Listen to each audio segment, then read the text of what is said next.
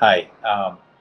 When I started with TenantCloud, I think it's been almost, close to 10 years. I was looking to move everything and make things a lot simpler. And they continue to improve their app and everything, and it's gotten better and better. It was very easy to go in and add my properties as well as my existing tenants and get them up and going. I chose TenantCloud because it really helps with the tenants and helps organize the business. It is very easy to use, and we have multiple members of our team use it for various aspects of our business.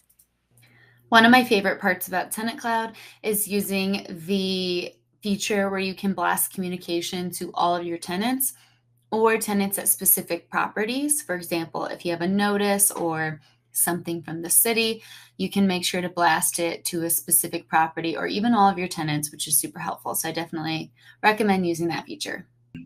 I've actually come to be kind of addicted to using TenantCloud. It does help me operate from a distance, even sometimes when I'm out of the country.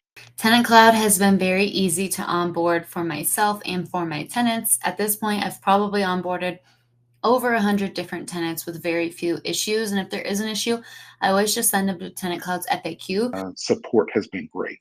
I have no hesitation about recommending this product to other people, and I enjoy using it myself.